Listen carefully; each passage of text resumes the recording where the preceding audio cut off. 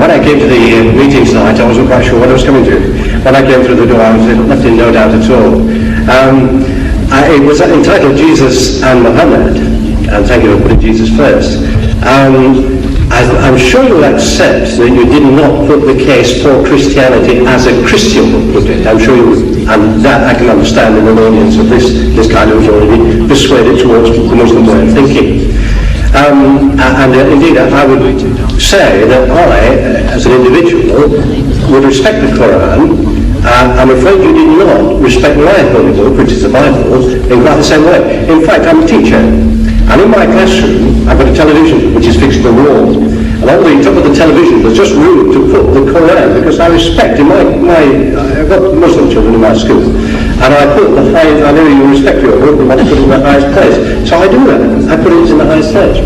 Now, what I'm saying to you is this: you've not really given, in my opinion anyway, the Christian loving and forgiving, these are the two essential things, although you denigrate forgiveness for some reason, as highly as I would. But more than that, perhaps you answer this point. Muhammad, you talked a lot about Jesus, you talked a lot about our holy book. We're not talking much about Muhammad, or indeed the Quran too much, that's the missionary aspect of it.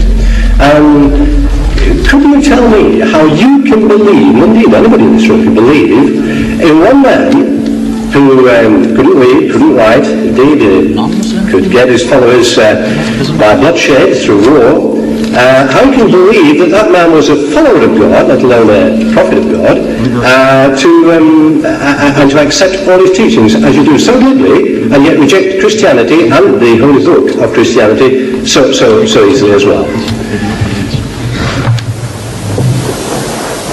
You see, you have thrown in so many things in this little contribution of yours, that how can we believe in a man who was illiterate and who by bloodshed, who had spread his faith, converted the people.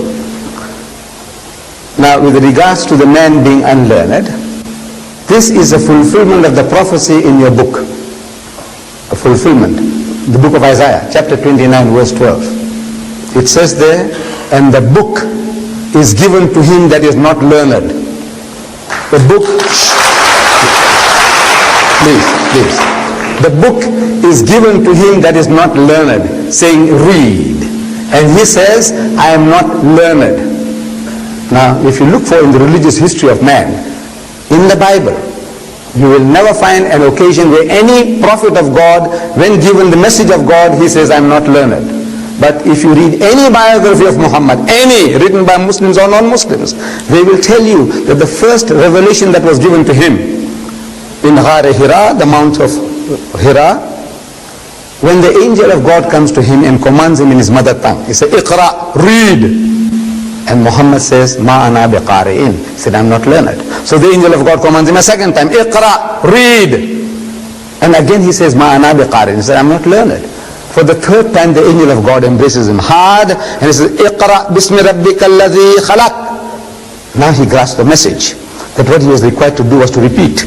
Because this Arabic word Iqra means to read, to recite, to rehearse, to repeat. And he repeats the words as they were given to him. Iqra bismi rabbika alladhi khalaq. Read in the name of the Lord and Cherisher who created. Khalaq al-insana min alaq. Say, he who created man from a mere clot of congealed blood. Iqra wa rabbuka al-akram. So read and the Lord is most bountiful. So he says, Iqra wa rabbuka al-akram. So allazi allama bil kalam. So he who taught the use of the pen. So he says, allazi allama bil kalam. So allama al-insana ma lam ya'lam. Taught man that which he knew not. The very fact that the man is unlearned is a proof that this book is a book of God. See?